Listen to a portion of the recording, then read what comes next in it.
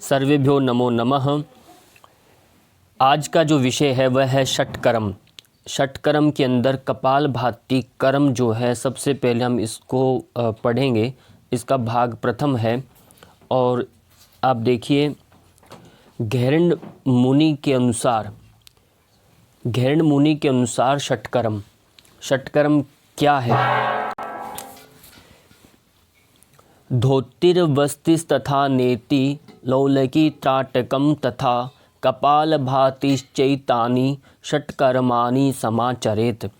यानी धोती, बस्ती, नेति, लौलिकी को नौली, त्राटक, कपालभाति, इन 6 कर्मों का आचरण करना चाहिए। इन्हीं को षटकर्म के नाम से जाना जाता है। गैरंड मुनि ने गैरंड संहिता में ये प्रथम अध्याय के अंदर 12वां नंबर का श्लोक है, इसमें इनका वर्णन किया गया है। और आज हम सबसे पहले कपालभाति के बारे में जानेंगे। कपालभाति कर्म कितने प्रकार का होता है, नाम लिखें। यदि आपसे प्रश्न पूछा जाए कपालभाति कर्म कितने प्रकार के हैं, तो उत्तर आना चाहिए 3 प्रकार के हैं।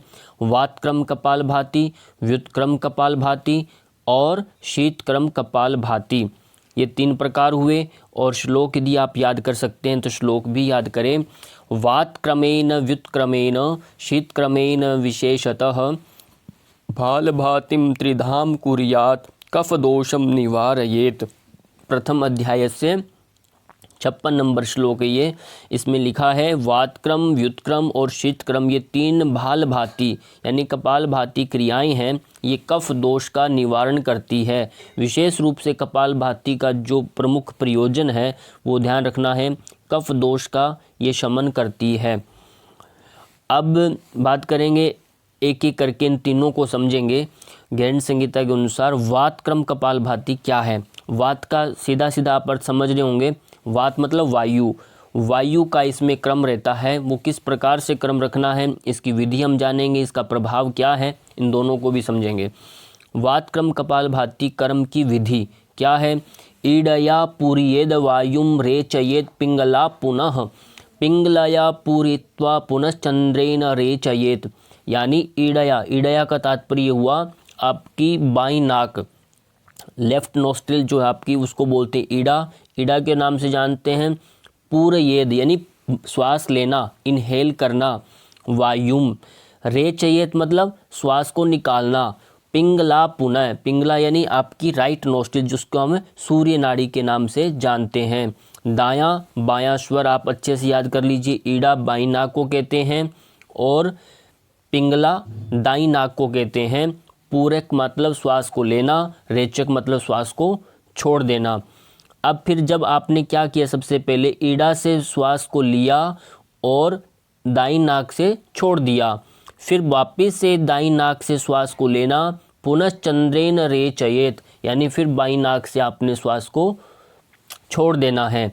ये क्रम क्या कहलाएगा, वात क्रम कपालभाति के नाम से इसको जानते हैं।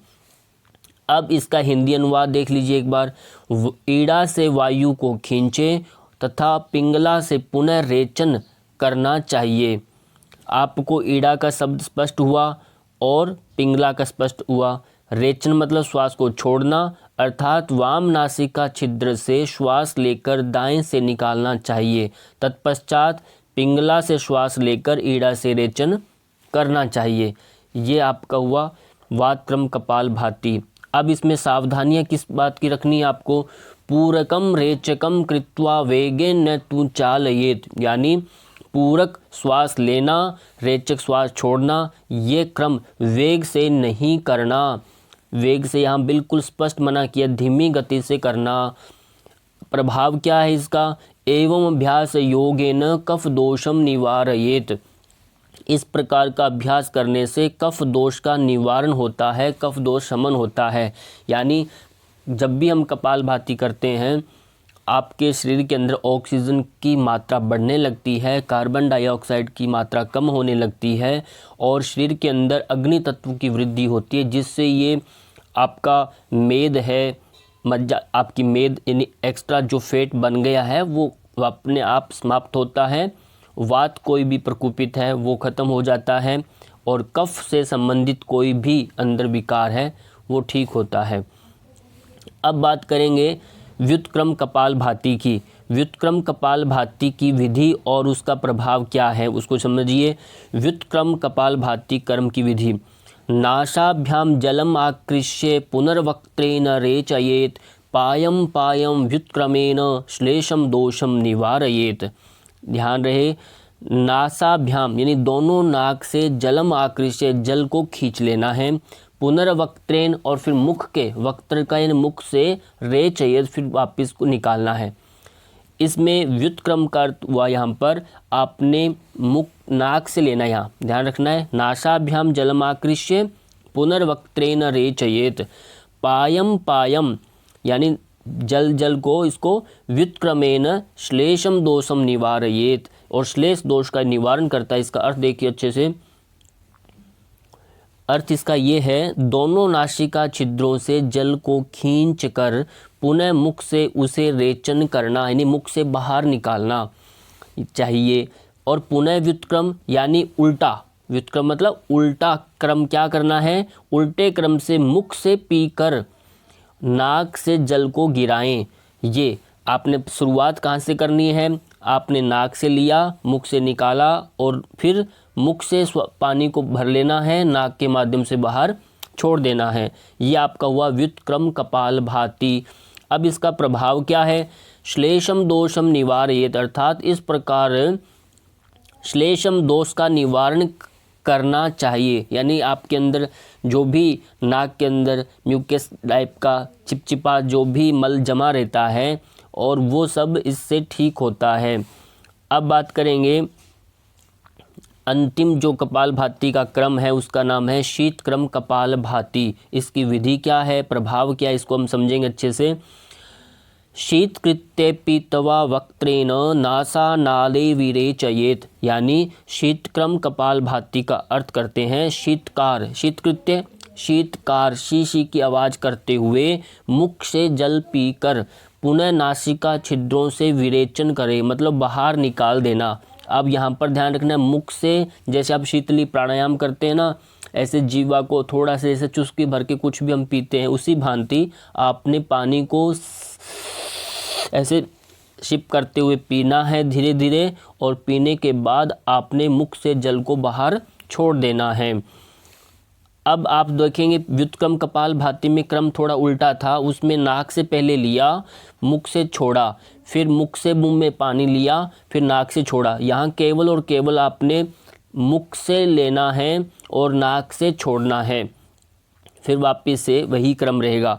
तो इसमें प्रभाव की बात करें, इसका इफ़ेक्ट क्या रहते हैं, एवं अभ्यास योगेन कामदेव समो भवेत, यानी इस प्रकार के अभ्यास से व्यक्ति का जो शरीर है वो कामदेव के समान सुंदर बन जाता है। क्योंकि यदि हम बसंत ऋतु की बात करते हैं, सभी ऋतुओं में सबसे राजा कौन है, बसंत ऋतु, क्योंकि बसंत में सभी फल पौधे जो भी हैं, जितने पेड़ पौधे, उनके सबके ऊपर नए नए कोपल आते हैं, फूल आते हैं, पत्तियां आती हैं सुंदर। इसी प्रकार यदि हम पुरुषों में यदि श्रेष्ठतम और सबसे एक आकर्षक व्यक्तित्व की बात करें तो कामदेव का उदाहरण उसमें दिया जाता है। इसीलिए यहाँ कामदेव के समान आपका सुंदर शरीर बन जाएगा शीतकार करते हुए, क्योंकि शरीर में हमारी गर्मी है वो शांत होगी, और आपकी गर्मी जब शांत होगी तो आपका तेज आपके अंदर विद्यमान रहेगा, आपका जो ओज है वो आपके अंदर ही रहेगा। अब बात करते हैं इसका श्लोक क्या है आगे, न जायते वार्धकम च ज्वरा नैव प्रजायते भवेत् स्वच्छंद देहश्च कफ दोषम निवारयेत, यानी वार्धक्य, न जायते वार्धकम यानी वार्धक्य उत्पन्न नहीं होता।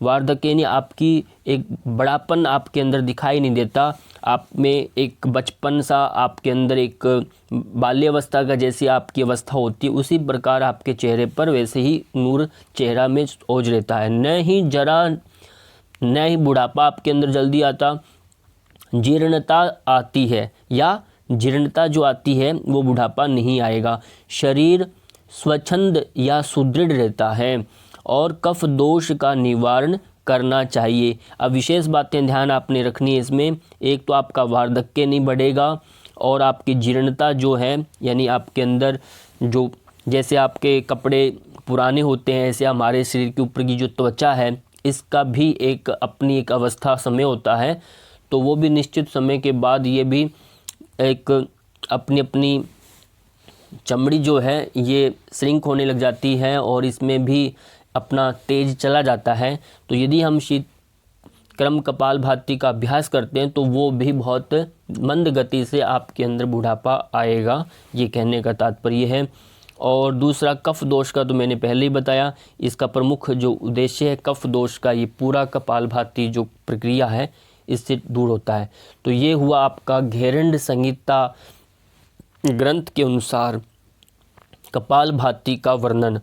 और इसी प्रकार से हम आगे त्राटक के बारे में पढ़ेंगे, आगे क्रम से हम पढ़ते जाएंगे इन 6 को, और आप इसको पूरा अच्छे से समझ लीजिए। कोई भी कहीं शंका हो आपको पढ़ने में, पूछने में, तो आप मुझे व्हाट्सएप मैसेज करके या फिर आप इसमें कमेंट करके माध्यम से पूछ सकते हैं। और तब तक के लिए आप सबका बहुत बहुत धन्यवाद।